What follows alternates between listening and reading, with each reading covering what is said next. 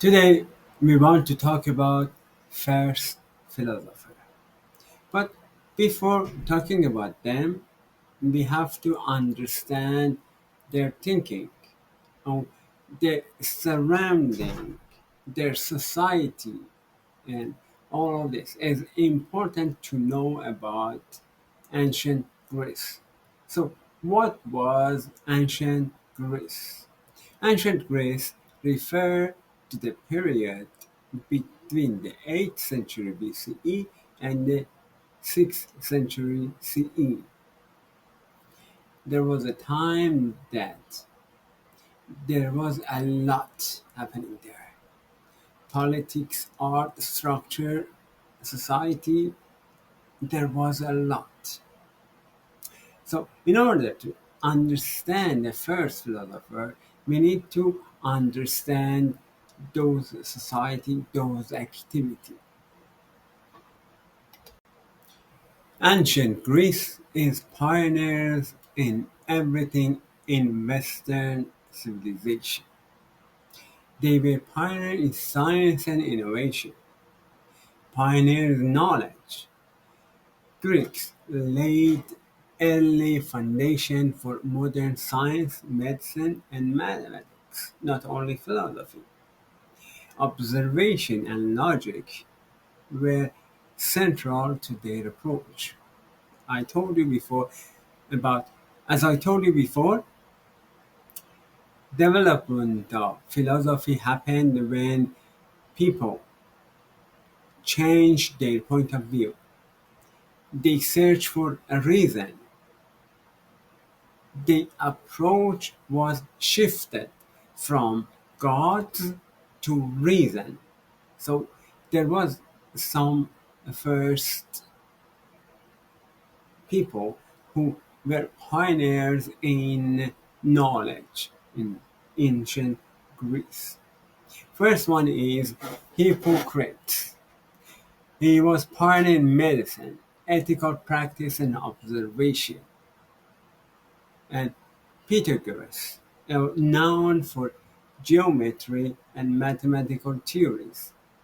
These are all the first person in Western civilization which introduced science to the world. Archimedes innovated in physics and engineering, and Ana- Anaximander was philosopher. I will talk about him later on. So we know that reason observation happened. People changed from listening and believing the gods to the reason and observation the world around them. The early philosopher thinking logically, they were looking for reason. They observed and they believed in harmony. The whole city was based on harmony, architecture, and everything. Proportion was emphasizing in harmony. That was for a spiritual need and influencing design for millennia. So the first known Greek philosopher was Thales. He claimed that everything in the universe is made from water. No, they didn't know anything about the world. They were figuring it out. They observing the world around them, and they were talking what the world made of. They didn't know anything about the world around them. So he looked at the world around him and he see something that something came out of the water, and as we know, water is essential for life. So he thought maybe everything is made of water because he also saw the change of water, water to gas, water to ice. So he was thinking everything is made of water. Even the air around us is a water but in a different form. So he claimed everything had a soul, and that soul was the source of its motion.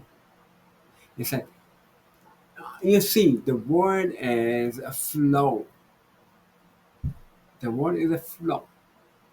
Everything goes forward and it has movement.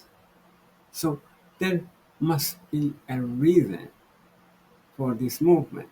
And Thales claimed that everything has a soul. He took to explaining geological and astrological events as well. He said, oh, Earth is floating on water and the earthquakes is because of that. He is significant because he is he considered the first philosopher in the Western philosophy. After him, there was Anaximandros. He changed the water to another substance, which is apparent. It's difficult to explain it, but it is something that the world is made of. Let's keep it that way, that Anaximandros in ancient Greek changed water to apparent. And then we go to another philosopher which talk about him later.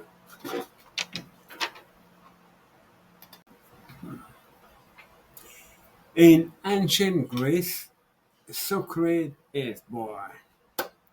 We can call it Holy Night. He is the first Western philosopher to focus his attention on concepts such as justice, virtue, and beauty. And we can divide calendar based on before Socrates and after Socrates. He is so important in not only philosophy but also Western civilization. As I told you before, it was around that time which people's idea about the word shifted. Everything changed. People's idea turned forever. And there was a lot of things happened around Socrates. There was interesting his system. His system was dialogue. He was going to streets, sitting or walking with his disciples or with anyone who was interested in his talking and ask questions and make them answer for themselves. He forced them to doubt what they believe. It was a system. And then he believed that evil acts committed out of ignorance. It means that everybody knows what is good and what is bad, but The reason people act bad things, behave bad things, because they ignore what they know. Ignorance of the truth, ignorance of the good. And he believed in virtue. He claimed that it's necessary to become virtuous and it tends to happiness.